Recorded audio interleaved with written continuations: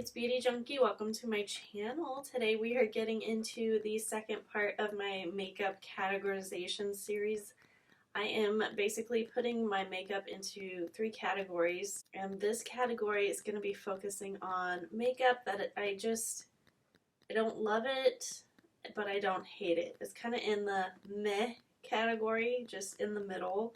It's not bad, but it's not super spectacular. And some of the stuff you might be surprised by because I may have given it like a positive review in previous videos, but when I compare it to other things in my collection, it doesn't rise quite to the top. So today is going to be focusing on makeup. I do plan to do another video, my most disappointing products, or the category that kind of falls to the bottom for me. And you guys should check out my video of my favorite products.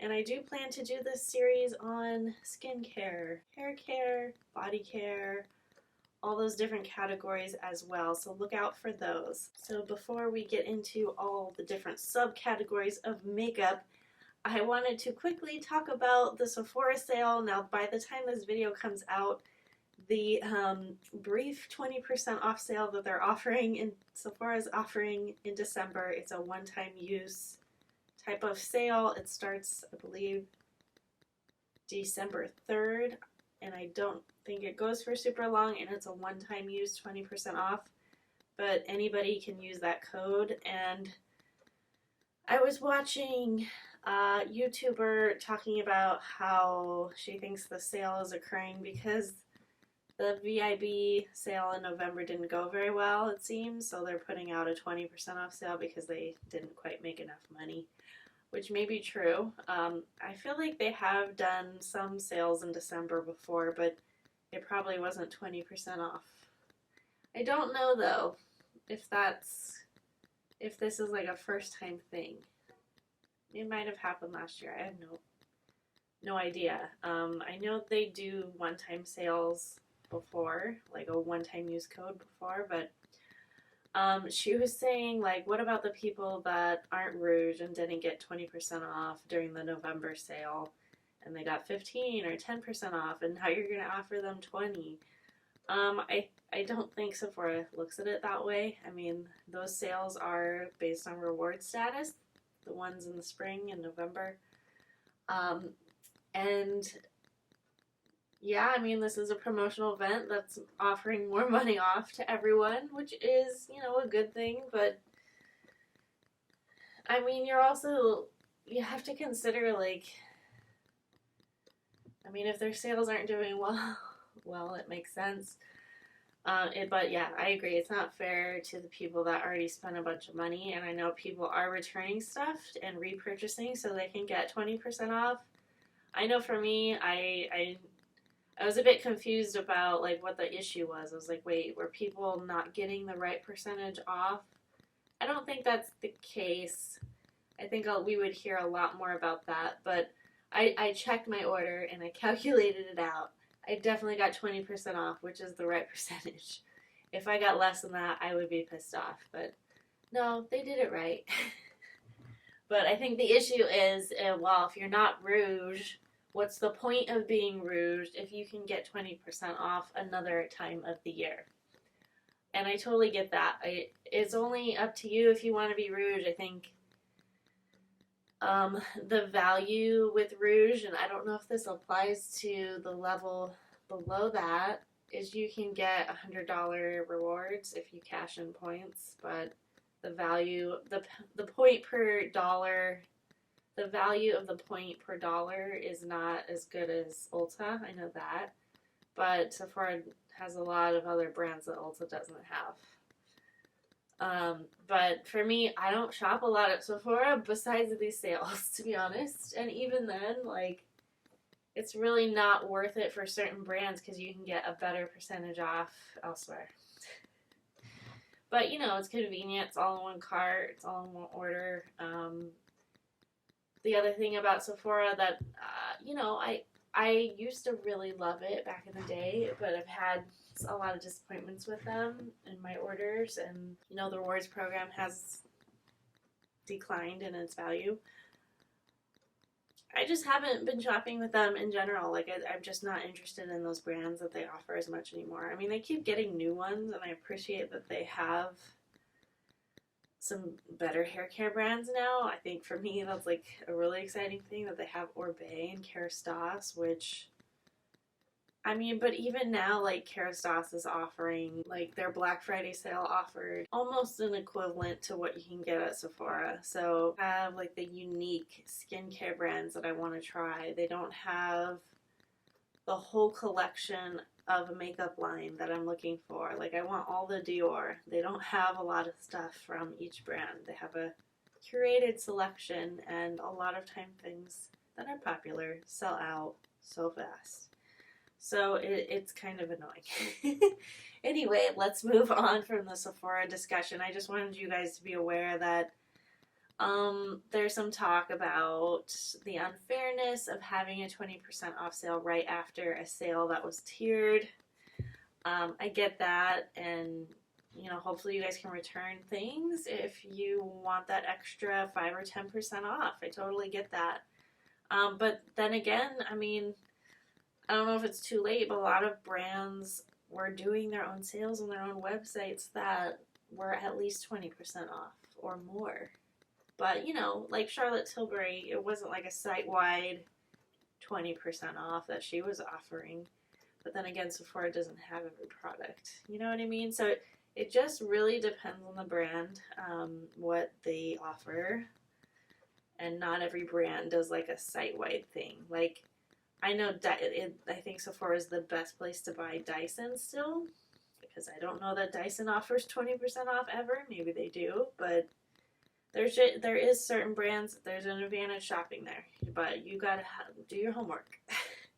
Do the math, and don't try to be Rouge just to get 20% off. I've done that before. We're like, oh, I need to spend another $100 to get Rouge.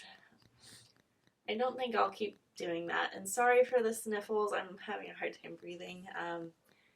Trying to get over this cold. But yeah, I mean, I've easily hit Rouge every year, so it's not as much of a challenge. If I was like halfway to Rouge and I spent $100 or $500 a year, I wouldn't try to go out of my way to like spend a bunch of money to get there, because it really isn't worth it. And honestly, I just save my points so I can get $100 off something. That's really what I have Rouge status for. I don't go to events. I don't cash in my points for samples all the time. It's just not something I do, but you know, to each his own, whatever you want to do. One more thing about the Sephora sale that I kind of surprised by, but I'm not.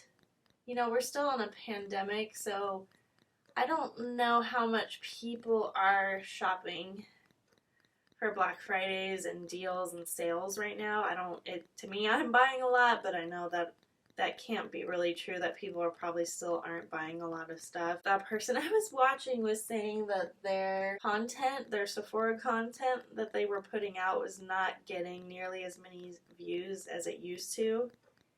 And she thinks it's because people don't want to buy stuff from Sephora anymore, so just people don't want to tune in. I also think a lot of creators put out multiple Sephora videos, and it was really overwhelming. That I'm sure a lot of people that regularly watch beauty YouTube were sick and tired of it. So I know I watched a lot of those videos, and I think also a lot of people were recommending the same things over and over. It just got redundant. So maybe that's why, but I mean, that's really nothing new. I imagine every year there's a lot of redundancy in Sephora recommendation videos, but yeah, I think the fact that people aren't getting the views they used to, I'm sure people are going to cut back on some of the Sephora contents. Anyways, I don't get any money for any of that, so it doesn't really matter to me what you watch, but I do like it when you subscribe and you watch my channels if you enjoy it, but if you don't, you don't. You know, I'm not going to force you to watch a Sephora video if you're not into it. So, just so you guys know, my makeup look today, I used all products from this category of meh makeup, and I still think I got a really pretty look, a little bit dramatic, a little bit glam, and a fairly dark lip for my taste. And you know what? Overall, I'm enjoying it. It is pretty makeup. I think my foundation is a little bit more full coverage than I'm used to putting on lately. It went on pretty nice and I don't have too many complaints, but it's not like extra special foundation, but we'll get into that. What I'm wearing on my face exactly. I think my blush is a little bit overkill in this lighting. A little bit too much pink and peach and bronze, but anyway, let's start with primers and foundations and concealers and all that good stuff. Couple to talk about. So in my favorites video, I chose this primer, Victoria Beckham Cell Rejuvenating Priming Moisturizer. My favorite is the original. This one is the golden, and I put it in this meh category because I feel like it doesn't really do anything special to my skin. I mean, to me, now is not the time of year to use it. It doesn't tan my skin like for some people. It doesn't really make my skin look golden. Like, it just kind of disappears on me because I'm putting makeup on top of it. So for me, like, it's not worth getting the golden. It's a nice formula. I just prefer the original. You know, I don't hate it, but it's not something that I feel like is necessary unless you feel like the original gives you a white cast for whatever reason and you want that little bit of sparkles to counteract that. Then perhaps it would be good for you. The next one is the Yves Saint Laurent. This is the new collection, NU. This is a color corrector. I use it as a primer and it's for green. It's a green one. I don't know that it has a color. The green little box is right here. This one, I felt like some of you commented that my skin looks less red when I used it. But it's just a really light green that looks barely green. It's just mostly white. So I don't really get it. I don't feel like it does a lot. I think maybe, I mean, you guys tell me it helps slightly. But for me, I just wanted more. So it's not bad. It didn't do enough for me personally. Foundations. I just have two in this category that I'm like meh about. And surprisingly, I think they're actually fuller coverage foundations. And I think these are both fairly popular. Charlotte Tilbury Airbrush Flawless Foundation. This is the shade 3 Cool. And what I think about this is if I'm having like a look, if I want to do a look that's like really glam and full coverage, I can get there really fast with this one with not a lot of product. But I guess my tastes have kind of changed. I don't really want that kind of coverage very often, so I don't reach for it often. I definitely have to use a sponge with this. I think it's nice. It's just not the most goof-proof to me because it's fuller coverage. It just requires, you know, more blending, more work. And I think I'm not hating my skin right now that I feel like I need, not that, I won't say that. You know, I feel like my skin isn't that bad where I feel like I need a full coverage, and I don't know. I feel like this makes me, it's not matte, and it's not dewy. I feel like when my oils break through, I didn't like the way it turned out. Something about it, the finish after wearing it, I wasn't a fan of. But it does give you a lot of coverage really fast if you need that kind of a look. This is a very popular one a lot of people love. The Shiseido Synchro Skin. This is the self-refreshing one. This is broad spectrum, SPF 30. I have the shade 140 Porcelain. This is what I have on my face today, and I think I pumped out too much. I think I put on too much. But this is pretty full coverage for me. This is a lot of face makeup. I think it turned out well, except I don't know if it didn't mix well with the powders I put on top. There's like some weird pore texture showing up here that does not look good. And I don't have issues like this with my other foundations. I have an issue like this with a tinted sun cream that I have that's like really high SPF. Could be another SPF issue. I don't know, it's just not playing that well in my skin. So that's not great. I haven't actually used this in a long time. It lasts 24 months. It definitely hasn't been 2 years. So I don't know. Interesting. It's not bad. I know a lot of people love it. I mean, I think it's very like, I need a pretty medium to full coverage foundation, and my texture of my skin overall looks really good. I applied it with a sponge. Overall, I think it's a quality foundation, but it's not like outstanding or on the side of perfect. So, and it's just, again, full coverage. It's not like the texture I'm loving, the coverage I'm loving right now. On to concealers. I have about 3. One's a brightening pen. No, I have 4. A lot of concealers in this video, and a lot of them I don't reach for anymore. Let's start with Shape Tape. Honestly, I was super late to the game on this. For many, many years in my 20s, I didn't use concealer at all. I didn't feel like I needed it. Now that I use it, I'm like, how did I go without it? I don't know. I was just younger.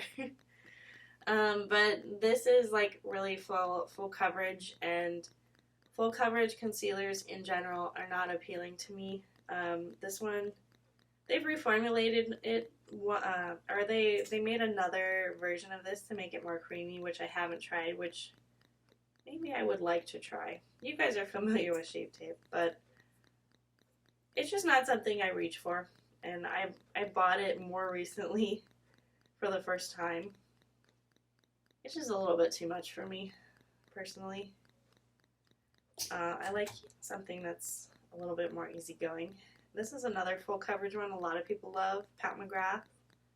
Skin Fetish Sublime. This one I think is going old because it's turning yellow right here, which is crazy. I guess it lasts only 6 months. It's definitely been longer than that, so maybe it's time to go. This is not the right color for me. That's like really dark and yellow, actually. This is L6 Pat McGrath concealer. It's another full coverage one. And I don't know, I don't love it. I don't love it. I don't love full coverage. I think that's the issue. Next one, which is probably my favorite out of all of these, like not my favorite, but of the ones in this category. The Dior Forever Skin Correct. I have the shade 1CR. I put this one I'm using today. I just want it to be, it's not bad. A lot of people swear by this one, and overall it's not terrible at all. It's actually nice. It feels a little bit thick to me though. Like it's a pretty finish, but it's a little bit much. This one is a different one altogether. Typology, this is a new product this year for them. Concealer Type 1 Fair, I don't know. It's called concealer. They don't have a lot of shades. It comes in this tube, which I don't love because it just keeps coming out all by itself without me squeezing. And this consistency kind of matches their skin tint. It's pretty light, but it's thicker than the serum, tinted serum that they have. I think this is almost too creamy, too wet. Like it's a pumped up coverage from the tinted serum that they have, but it's not texture to me, and it doesn't make me want to reach for it. It's not horrible. I think it does provide some coverage, and it kind of matches the like kind of sheer vibe of a tinted serum because it's not full coverage. It's just a weird texture to me. That's it for the True True concealers. I have a brightening pen that I generally use in my eye area from Sicily. Stilo Lumiere, and I think if you like to layer a bunch of products under your eyes, concealer, brightener, color corrector, this might be in your wheelhouse to have something like this. It's one of these click pens, and I just noticed that I'm not reaching for it a lot. I think I prefer the Clé de Peau. They have like something similar, and it's more like a typical concealer. And I think that one just does more than this. This just doesn't do enough for me. But I also don't want to put a ton of products under my eyes. I don't quite think it's not terrible. I think it does a little bit of something. I just don't want to layer 10 things under my eyeballs for it to not really provide like coverage. Okay, now I want to get into the creamy complexion stuff category. There's a few things in here that might surprise you, and I'm going to start out with cream bronzer. This is the reformulated Chanel Le Beige's Healthy Glow Bronzing Cream Soleil Tan Bronze Universal. I know people love the original. I never tried it. I don't reach for this a lot. I mean, it's a good value for the money for this brand. You get a lot of product. I haven't gone in here in a long time, and I put it on my face today, which you probably can't tell. It's a weird color. I think like it works for me as like a bronzing product because it does make my skin look darker. But for most people, this is in no way a universal bronzing shade. And this when I first bought it was a lot harder, and now it's way creamier even though I'm in winter. So I don't know what's happening to this. It doesn't quite feel as pleasant to apply anymore. I think I was fine with the drier formula, but now it doesn't feel as dry. Kind of bothering me.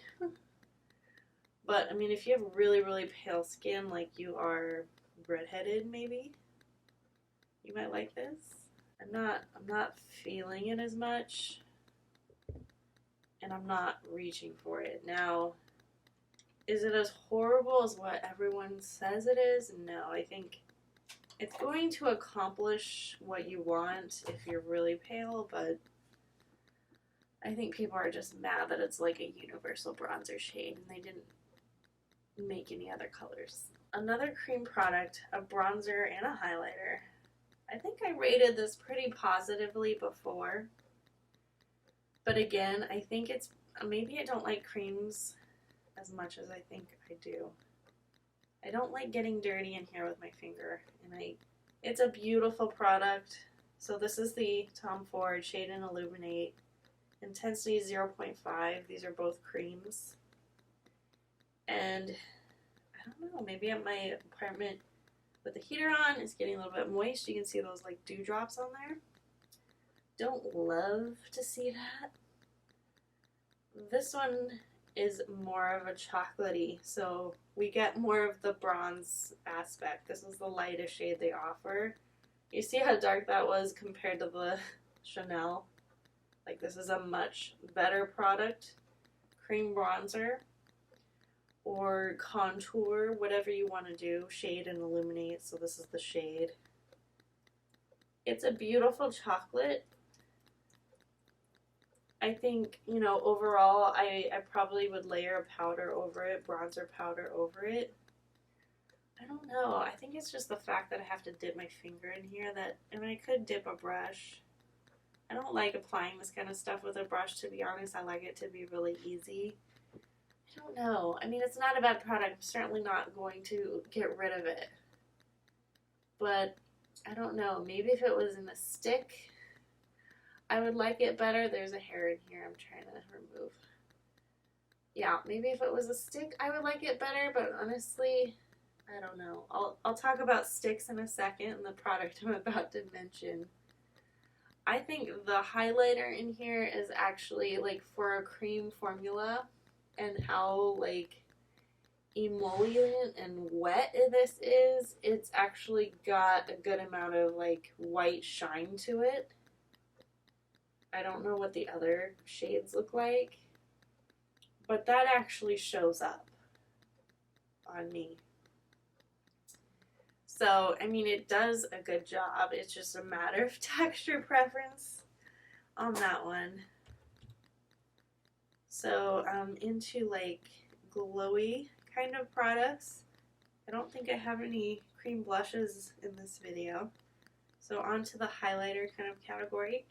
Lisa Eldridge. I know you might be surprised that I'm putting it in the meh category. I use it a lot in my videos. It's not that I don't like it.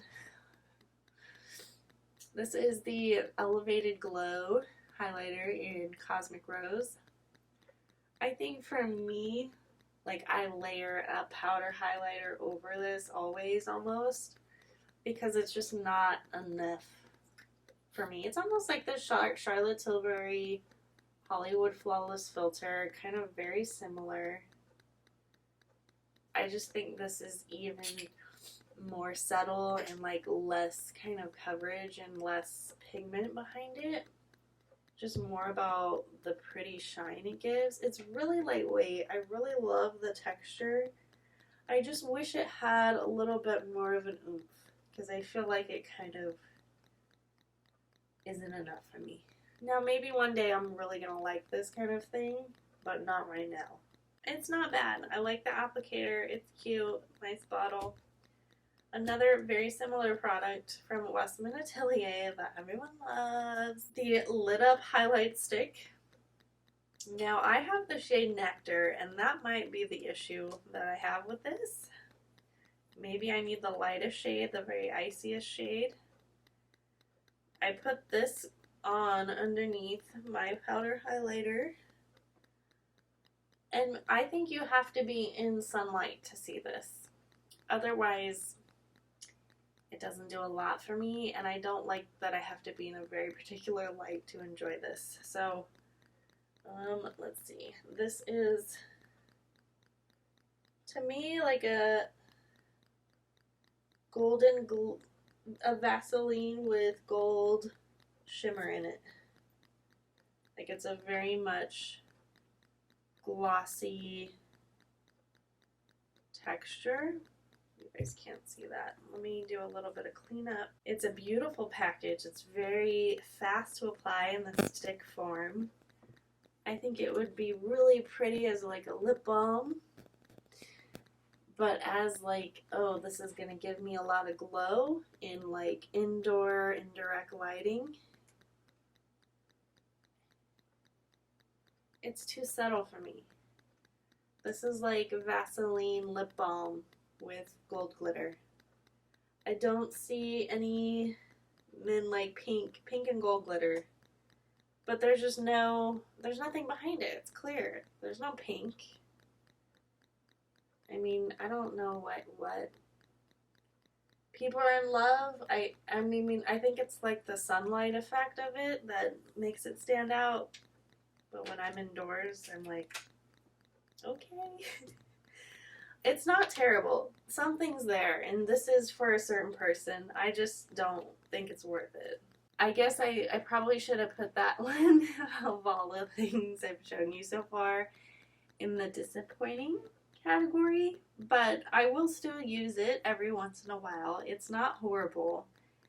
It does give a very subtle glow, and if that's what you're looking for, that's what it does. So I guess it's not like a bad product, you know what I mean? Alright, let's get into face complexion powders. I have quite a bit of stuff in this category. I don't know why. I guess I didn't love that many things. And I just thought they could be better. They're not bad, but they could be better. So let's start with a recent purchase for me.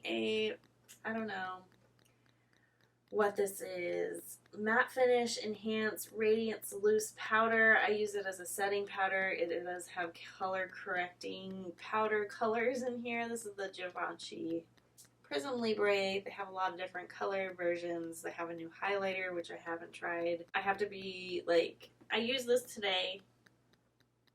I think, like, even though I have a lot of shine kind of breaking through, I think it makes me feel dry. Like, I have to use the slightest amount to not make me feel very matte and very dry. It does say matte finish. I just,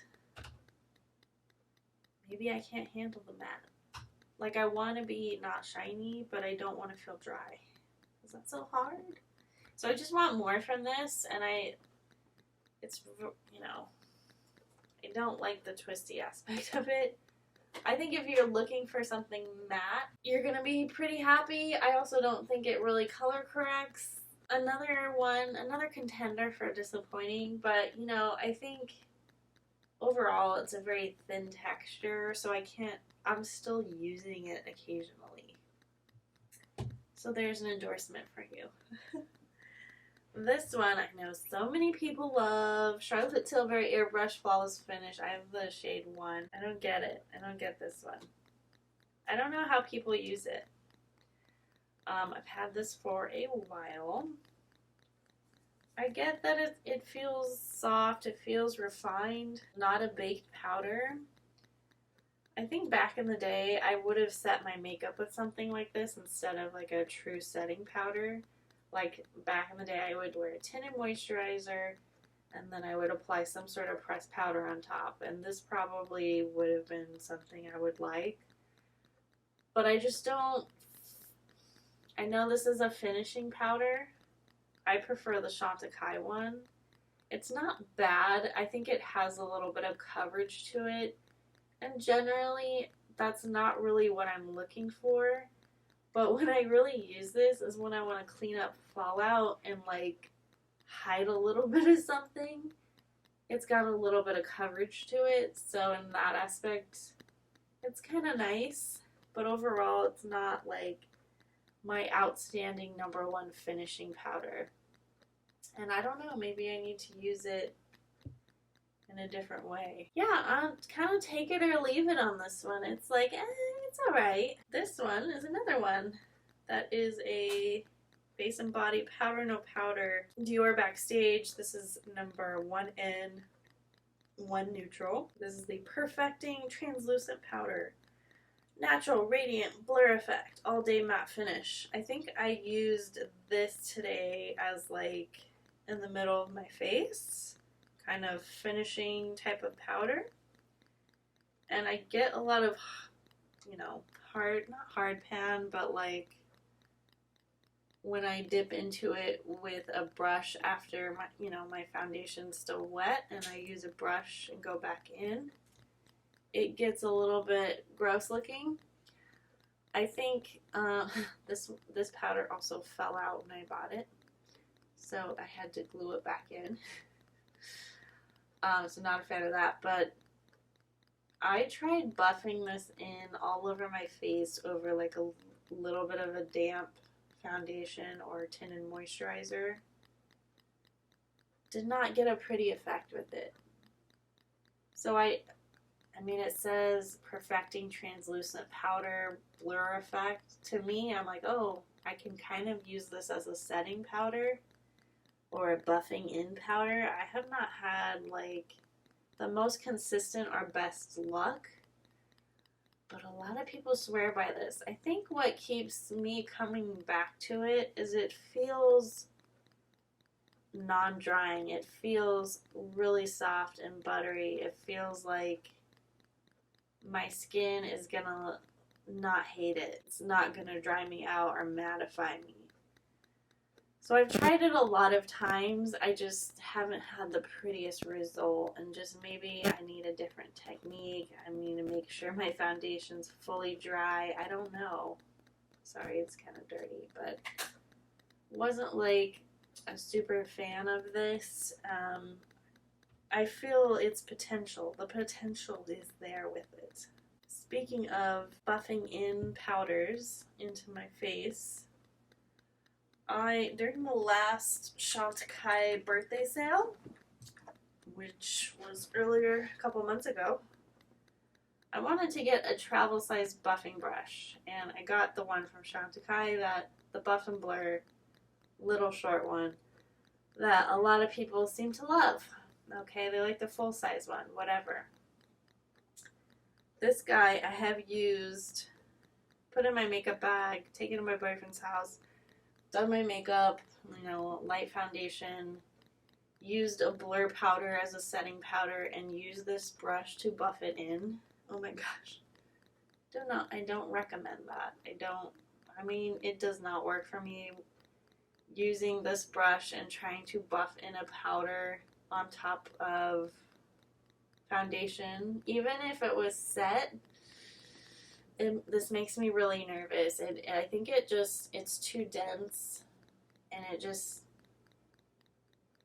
I feel like I have to have my face all done, setting powder, maybe a couple other powders, and then I can go in and buff with it. It's just it moves around everything a lot and makes my pores look terrible when they looked fine before I powdered.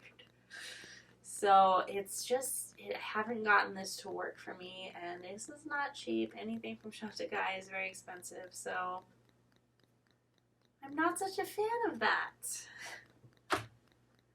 But, another kind of a disappointing category that, maybe there's some positive in it, and that maybe I can buff out some blush really well. Okay, on to bronzery stuff. Bronzer combos. This is a classic little mini product from Charlotte Tilbury, Film Star Bronze and Glow. I believe this is the lightest pairing. This is a bronzer and highlighter. This is light, medium.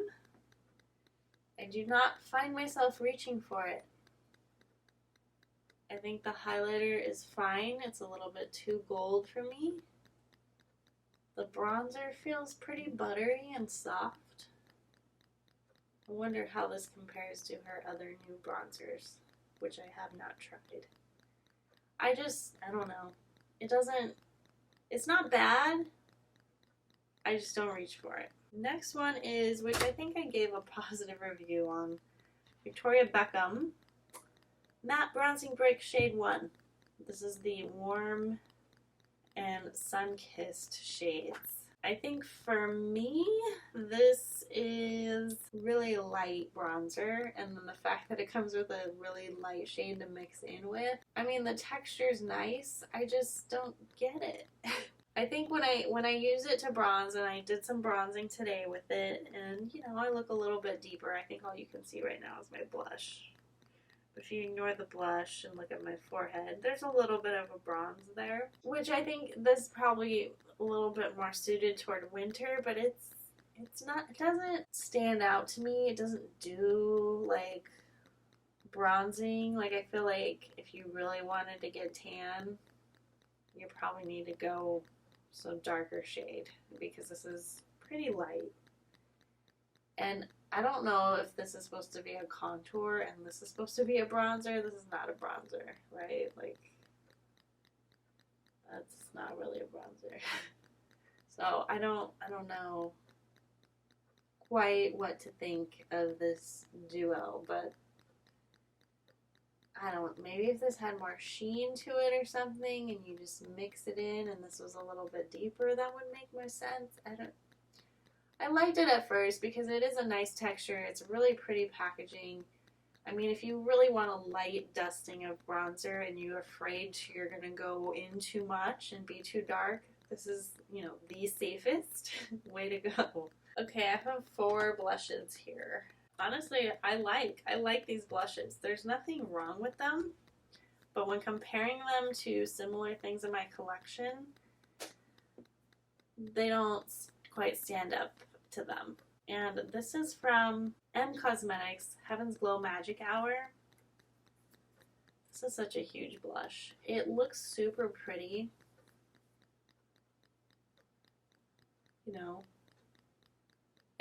Maybe this isn't the tone for me. I just don't reach for it. I want to reach for it. I think it's too peach. I have to be careful about peach kind of just muddying up my complexion. But I like the sheen to it. I like the idea of it. I just think the shade executed on me is not what I want to go for. The next two are from Sicily, Leafito Blush. I have the shade Golden Rose and Rosy Fuchsia. So I think with these, I really liked them at first. I was glad to pick them up, but the texture of these is very almost cream to powder. It's very moistury. Has a lot of shine to this one, but I prefer the Pat McGrath Desert Rose, and it's a lot less money than this one. And it's kind of a similar look, kind of an orangey, glowy, sun-kissed bronzer, except that one's better. And that was in my favorites video. But this one isn't bad. You get the same sort of idea. I think this is a little bit more pink-ish leaning, peach-ish leaning, and it has a lot of glow. Yeah, I think it's okay. This one is really bright fuchsia pink, or neon pink. The color of it is not really like a cool pink though.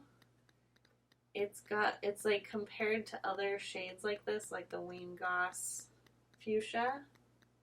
This is like a weird, well, in the camera it looks cool, but it's kind of warm when you compare it to other pinks like this.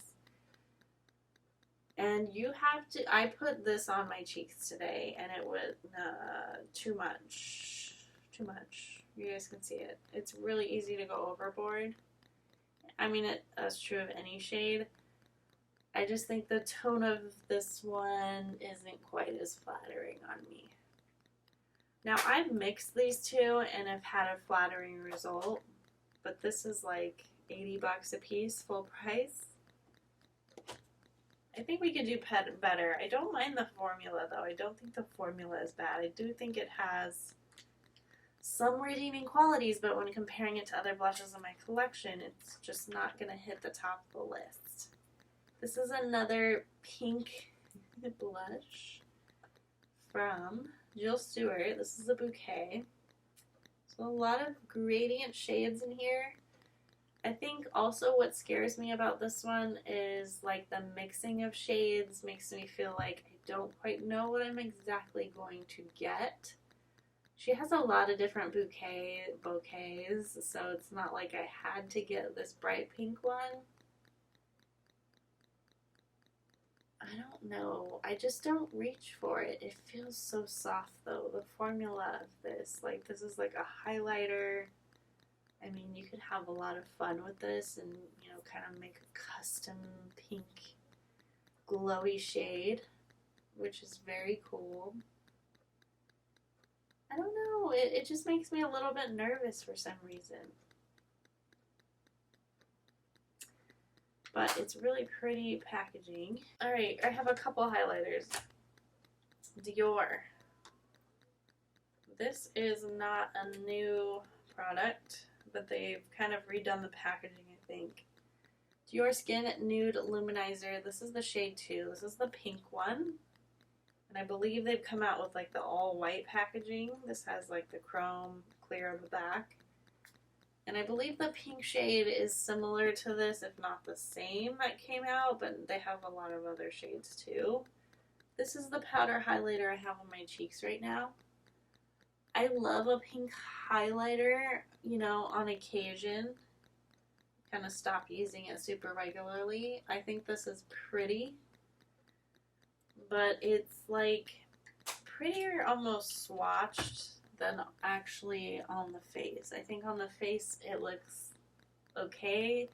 I'm not sure it's quite worth the justified price. I think I have a lot of small palettes and a lot of indie brands, unfortunately, in the eyeshadow picks in this category.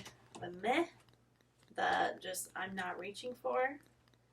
A lot of times I can't explain why I'm not reaching for something, but I think it just helps me for, you know, the products that I'm not reaching for.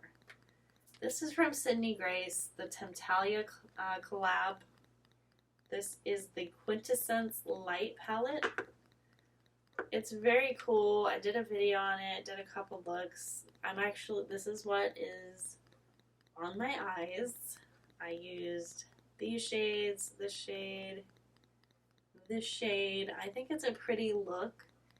It's a little bit dark and cool toned and glam, and it's just a palette that I just get like, oh, that's a cool, dark, dramatic look, which I don't often go for on a daily basis.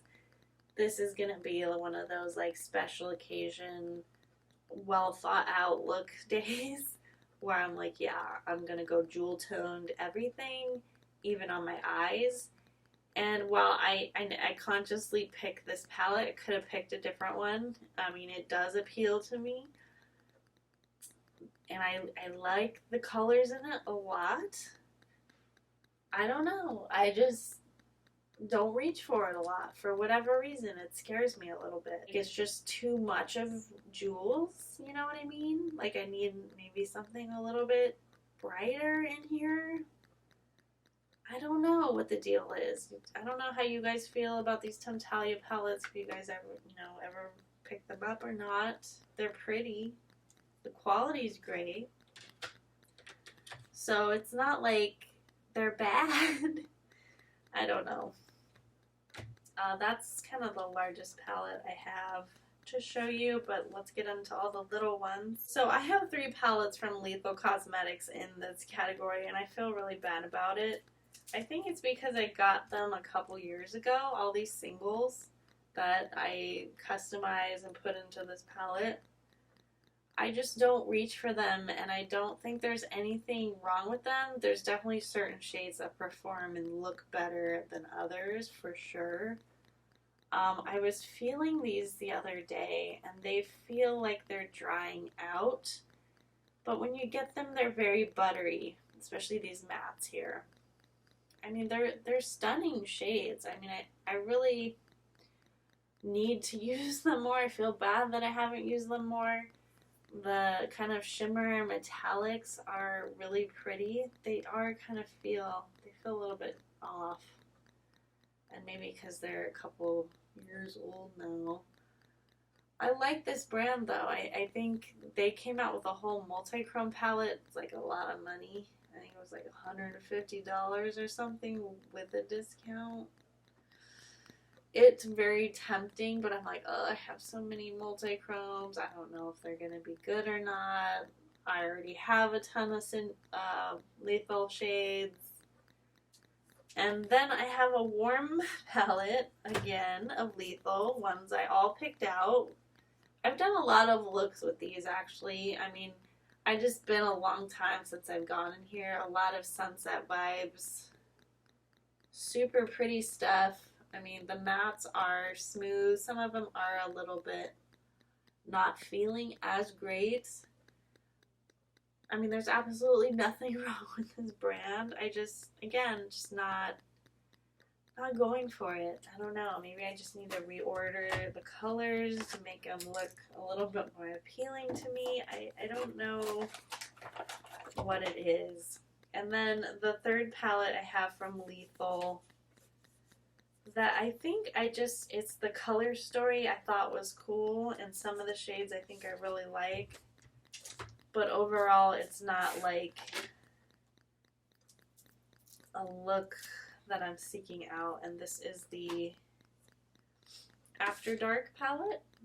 Yeah, After Dark Lethal. I think this came out in 2020. One of the shades fell out. This guy is fun. It's a lot of fun. I like the brightness, the neons. I mean, a lot of colorful mattes. I think what I like the most is the metallic shades in here, and then this purple shade I think I really liked. White shade. I don't know. When I look at it, I'm not like, oh, I want to use this. Maybe my brain doesn't think creatively enough, or maybe I just need to depot all these, put them in one palette, and kind of move them around. That might help. You know, I'm a visual person. Alright, moving on from Lethal into another indie brand, Divina. I think I picked this up this year, I think. This is a little palette, and I put some multi-chromes in there. I like this brand. I like the multi-chromes. To me, there's nothing wrong with.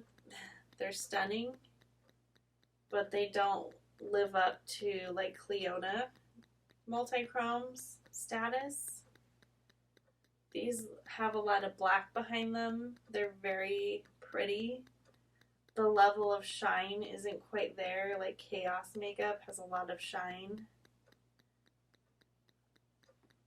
And then most of these shades, it turned out I already had colors very similar. So for me, this was a purchase that these work, but there wasn't like anything like super particularly unique about these colors. Alright, so this Divina palette, I mean, it's pretty. They're multi-chromes. They're really decent. They're not like the best, but it's just not like a formula I'm reaching for all that often. Onto a couple more eyeshadow palettes, some smaller ones. Pat McGrath. I believe this one is a quad that was part of the Divine Rose collection this year. This is Venus and Floors Luxe Quad Voyeuristic Vixen. You know, I think these shades are pretty. You know, there's a variety of textures in here. This pink special shade is really pretty, but it's not like spectacularly unique shades. So it's not terrible. It's a nice formula. This Surratt palette I actually curated. I picked out these shades of eyeshadows and this blush. And I think the tone of blush is just okay. It's not my favorite tone. It didn't turn out like how I thought it would be. The texture of these eyeshadows are nice. They're all kind of shimmery. But it's just maybe not the right color story that gets me excited.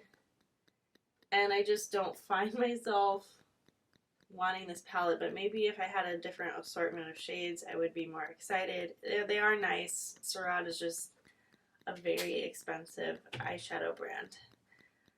These are two Junkay duos, eyeshadow duos, and I do like them. I think of all the eyeshadows, this is the best value.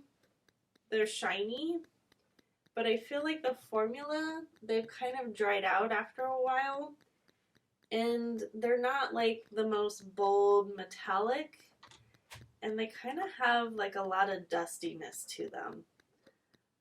So they're not like perfect eyeshadows by any means, and they're quite a lot of money for what you're getting. And I just don't find myself reaching for them. Same old story. Okay, on to lips, our last category, and I don't have a lot of lip stuff to talk about. I do have a couple new things I just picked up in my Victoria Beckham haul. The lip liner number 3, I decided, and this is on my lips, this is a little bit dry. It's an okay formula. It's not bad. I think I will be using this, you know, quite a bit, but it's not like the most comfortable soft formula, but I think it's a bit more long wearing. This is another Victoria Beckham product that I just picked up, the lip tint, Bitten Lip Tint, and this is the shade that is on my lips right now. It's really pretty, but I feel like it's a little bit dry.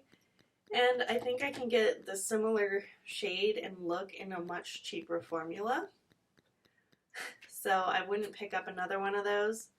This Junkay Lip Chic in Tea Rose. Another just an expensive product, but it's like a tinted lip balm that has a lot of stickiness to it. It's not smooth. I would prefer, if I'm going to get luxury, I would do a Chanel Rouge Cocoa Flash instead. This is another lip product I just got from my Sephora haul. I did like it at first, but I think it's really creamy and shiny, and I like the pointed aspect to it. This is the Giorgio Armani Lip Power. I have the shade 502. I think it's pretty, it's sleek, I like the packaging, but when it dries down, it's not very comfortable. It's great at first, but the dry down, I'm not as much of a fan of. So that is it for my like mediocre meh. I know a lot of comments, I was talking a lot of negatives about some of the products and why I wasn't like wowed by them, but overall I just want to emphasize that I think these products, there are some aspects that I don't like, but it's not like many aspects that are that bad or egregious that I feel like, oh, you definitely shouldn't buy these. You know, there's just a couple things that I have a preference for something maybe a little bit better in my collection, and a lot of this is just, I'm just not reaching for it because I have other things. So I just found it, I thought this video would be helpful to have a category like this that's kind of in between, where I don't have as many positive or negative opinions about, maybe slightly more negative, but not like extremely like, oh, this is bad. It just might be like a texture thing or some part of it that I'm just not gravitating towards. Anyways, that is it for this video. Stay tuned for the category of makeup video that is more on the I'm absolutely not a fan of, or I regret buying, or I definitely do not recommend. Look out for that video. If you guys have any questions or anything I've talked about that you absolutely love or hate or whatever, comment below. If you like this video, click the thumbs up, subscribe, and I will see you all on the next one. Bye, guys.